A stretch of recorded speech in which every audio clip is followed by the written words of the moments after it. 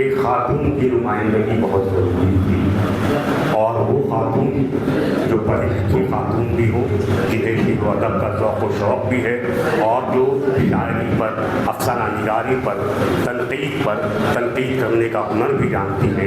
ہم انہیں ڈاکٹر نصرت جہاں کے نام سے جانتے ہیں۔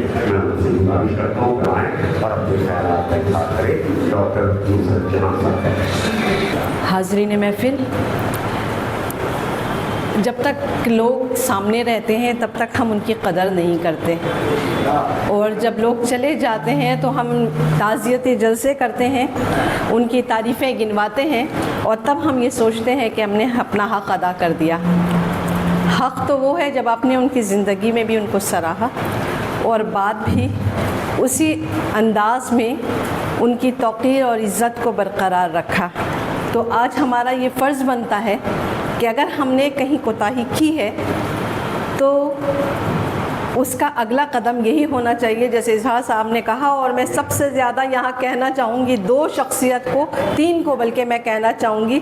ایک تو سجاد بھائی پہلے سے ہنس رہے ہیں، سجاد بھائی، شمیم بھائی اور نشاط عالم، یہ تینوں، ان پر بھی یہ فرض بنتا ہے کہ بہت سی چیزیں، بہت سی خواہشات ایسی ہوتی ہیں جو ادھوری رہ جاتی ہیں۔ اور انیس رفیع صاحب سے میری بڑی میں کیا بتاؤں کہ میں نہیں سمجھ پاؤں گی اپنے آپ کو کہ میں انیس رفیع صاحب سے کس طرح سے اپنی قربت کا اظہار کروں۔ سب سے پہلی ملاقات یہاں پر نشاط بھائی اور شمیم بھائی ہیں، اسٹوڈنٹ ہیلتھ ہوم کے پروگرامز ہوا کرتے تھے۔ میرے کالج کا زمانہ تھا، بی اے فرسٹ ایئر اور سیکنڈ ایئر کا زمانہ تھا جب ڈیبیٹ ہوا کرتا تھا۔ اس زمانے میں ظہیر انور صاحب اور فیروز عابد صاحب، انیس رفیع صاحب، یہ سب بحیثیت جج آیا کرتے تھے، اور یہ ہم لوگوں کو ناپا اور تولا کرتے تھے۔ تو اس وقت سے ہماری ملاقات رہی، اور پھر میں ابھی تک جو میں تمام باتیں سنتی رہی، مجھے ایسا لگتا رہا کہ انیس رفیع صاحب کو صرف ہم نے ایک ہی حد تک محدود کر دیا ہے۔ انیس رفیع صاحب صرف ایک افسانہ نگار نہیں تھے، ان کی شخصیت کو سمجھنے کے لیے ہمیں بڑی گہرائیوں میں اترنا پڑے گا، اور وہ گہرائیاں ایسے نہیں مل سکتی ہیں ہمیں۔ میں نے ان کو ایک شخص جو آواز کا شیدائی تھا، ایک شخص جو پروڈکشن کا شیدائی تھا، جس نے ریڈیو کے اتار چڑھاؤ کو سمجھا، جس نے اردو کو آکاشوانی میں ایک ایسا مقام عطا کیا، انجمن کو واقعی ایک انجمن بنا دیا۔ ارے ہم سب تو صرف افسانے کی بات کرتے ہیں، گداگر سرائے اب وہ ترنے والا ہے اور کرفیو سخت ہے کی بات کرتے ہیں، نہیں۔ انیس رفیع وہ شخص تھا جس نے افسانے میں ہی لکھا تھا فیڈ آؤٹ ٹو بلیک۔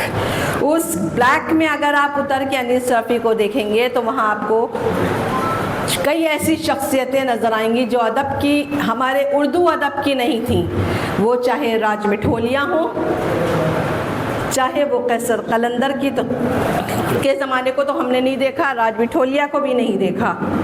انہوں نے ایسے ایسے ہیرے تراشے، رفیق انجم یہاں موجود ہیں، شکیل احمد ہوں گے، ظہیر انور صاحب ہوں گے، یہ سب جو اپنی آوازوں کو وہاں تک لے کے گئے، وہ یقیناً ایک واسطہ انیس رفیع بھی رہا ہوگا، یہ جہاں تک مجھے لگتا ہے نا۔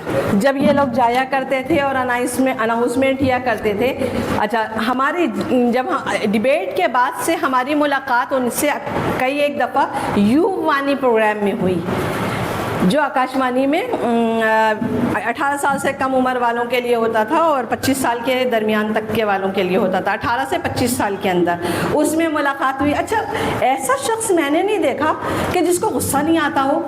اچھا ان کے سامنے لوگ کہتے ہیں ارے خان صاحب، اور وہ اتنے ہنستے مسکراتے بات کرتے تھے۔ آکاشوانی میں ان کی ایک ٹیم ہوا کرتی تھی، پریتم کھنہ، مدھوسودن، وسومتی ڈاگا، جناب اسواس، یہ سارے لوگوں کی ایک ٹیم ہوا کرتی تھی، اور ان کے آنے کے بعد جو ایک محفل سجتی تھی وہ پتہ نہیں 4:30 بجے 10 بار تو وہ لوگ نیچے کینٹین میں اترتے تھے اور 10 بار اوپر آتے تھے، اور پھر انیس رفیع صاحب کا تبادلہ ہو گیا، انیس رفیع صاحب چلے گئے، ہم لوگوں نے مس کیا وہ باتیں، مس کی۔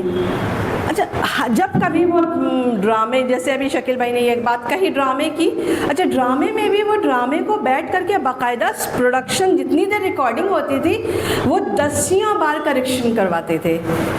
ان کی فیوریٹ آوازوں میں ساجدہ رحمان ہوا کرتی تھی، ڈاکٹر وسومتی ڈاگا ہوا کرتی تھی، پریتم کھنہ کے تو وہ شدائی تھے، اور مدھوسودن ان کے یار غار جس لفظ کا استعمال کیا جاتا ہے وہ تھے. اور انہوں نے مدن جی کے انتقال پر ایک بڑا مضمون بھی لکھا تھا. تو یہ تمام لوگ تھے اور وہ شخص تھا. میں نے اس شخص کو دیکھا ہے، اور اس شخص کو دیکھنے کے بعد جب میں نے ان کے افسانے پڑھے ہیں تو میں نے اس کو ان افسانوں میں ڈوبتے اور ابھرتے ہوئے دیکھا ہے. اور دوسرا موقع جب آیا وہ 92 کی 20 اگست کی شام، جب انیس رفیع بحیثیت اسٹیشن ڈائریکٹر اردو نیوز میں آئے. اس کے بعد سے ان کا ایک طویل سلسلہ چلتا رہا. اچھا وہاں پر یہ نہیں کہ ہم اور آپ جیسے لوگوں کے صرف دوست ہی دوست ہوتے ہوں گے، اور یہ بھی نہیں کہ صرف دشمن ہی دشمن ہوتے ہوں گے، لیکن دوست اور دشمن کے بیچ میں اپنے آپ کو ہنستے مسکراتے بنائے رکھنا یہ بڑی بات ہوتی ہے. دوردرشن میں بھی ظاہر سی بات ہے کہ ہر آدمی چاہتا ہے کہ ہماری سپیریئرٹی بنی رہے. ہمارے یہاں بھی پروڈیوسر تھیں، اور انیس رفیع صاحب سے مقصود بھائی بھی جانتے ہوں گے، بڑی تکرار ہوا کرتی تھی. بڑے بڑے جب نیوز لکھی جاتی تھی تو اس کے لفظوں کو لے کر کے یہ لفظ شاید مقصود بھائی کو یاد بھی ہوگا کہ رن لپکا، اس پہ باقاعدہ بحث ہوئی تھی.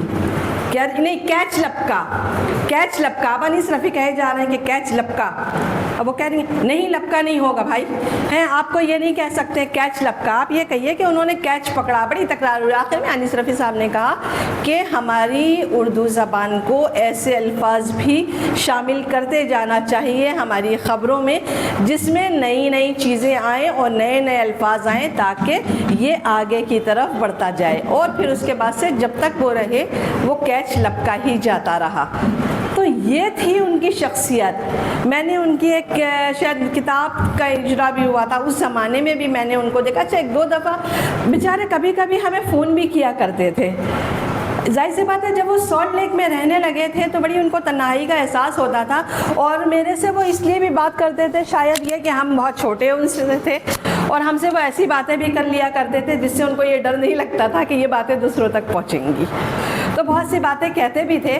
تو ہم نے ایک دن کہا سر اگر آپ اتنا وہاں اکیلا پن محسوس کرتے ہیں تو آپ رتو سرکار لین میں آ کے رہنے کیوں نہیں لگتے ہیں؟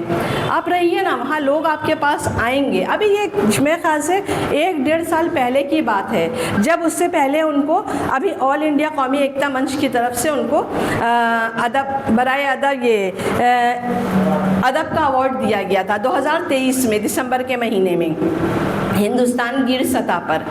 تو ہم نے کہا تھا سر آپ آ جائیے، ایسا رہے گا کہ یہاں جو آپ کے دوست ہیں، جو لوگ ہیں، ہم لوگ ہی صحیح آپ سے آ کر بات کر سکتے ہیں. تو جو ان کی کچھ چیزیں ایسی بھی تھیں جو وہ پوری نہیں ہو پائی تھیں، اور وہ یہ سوچا کرتے تھے سر یہ باتیں جو میں کہہ دے رہی ہوں شاید اور کوئی نہیں کہے گا، اس لیے میں کہہ دینا چاہتی ہوں. آپ افسانے پہ تو بہت سن لیں گے لیکن ان باتوں کو نہیں سن پائیں گے. تو تب انہوں نے کہا تھا کہ میری کچھ چیزیں ہیں، ظاہر سی بات ہے. پھر انہوں نے اپنے علی گڑھ کا ذکر کیا. اور ایک بات یہ تھی ہمارے یہاں 2010 میں ایک ہم نے سیمینار کروایا تھا اردو افسانے پہ. اس زمانے میں وہ علی گڑھ میں رہا کرتے تھے. اچھا ان کا نام تھا، اور ہم نے کہا تھا کہ سر آپ کی صدارت ہے، آپ کو تو آنا ہے. آپ یقین نہیں کریں گے 15 گھنٹے ان کی ٹرین لیٹ تھی. اگر ان کی وائف یہاں آئی ہوئی ہوں گی تو ان کو شاید پتہ ہوگا. اور ہم فون پہ فون کیے جا رہے ہیں، 15 گھنٹے ٹرین لیٹ، اور ہمارا 4:30 بج گیا اور انیس رفیع صاحب پہنچ نہیں پا رہے ہیں. سر کہاں ہیں؟ بس ٹرین پلیٹ فارم پہ آ رہی ہے، بس ٹرین پلیٹ فارم پہ آ رہی ہے. اس زمانے میں زما ازردہ سر بھی آئے ہوئے تھے. ہم نے زما ازردہ سر سے کہا سر آپ کچھ تھوڑی دیر اس کو کھینچ دیجئے. وہ اسٹیشن سے اپنے پورے ساز و سامان کے ساتھ میرے کالج آئے. انہوں نے ایک تقریر کی، افسانے کے اوپر پورا ایک مضمون پیش کیا، اور اس کے بعد وہ ہم سے کہنے لگے کیوں تمہاری عزت تو رہی نا. ہم نے کہا عزت سر آپ تو آپ ہی رہیں گے. تو یہ ان उनकी अपनाइयत थी कि अगर वो किसी को अपना मानते थे तो उसके लिए वो सब कुछ करने के लिए तैयार रहते थे। उनको लोगों ने नुकसान भी बहुत पहुंचाया, लेकिन हमने ये देखा कि कभी उनकी ज़बान पर हर्फ़ शिकायत नहीं। ये बड़ेपन की निशानी है, और शख्स से शख्सियत बनना बहुत मुश्किल है। और अनीस रफ़ी शख्स नहीं, एक बड़ी शख्सियत थे। बहुत बहुत शुक्रिया। बहुत बहुत शुक्रिया नुसरत जहां साहबा।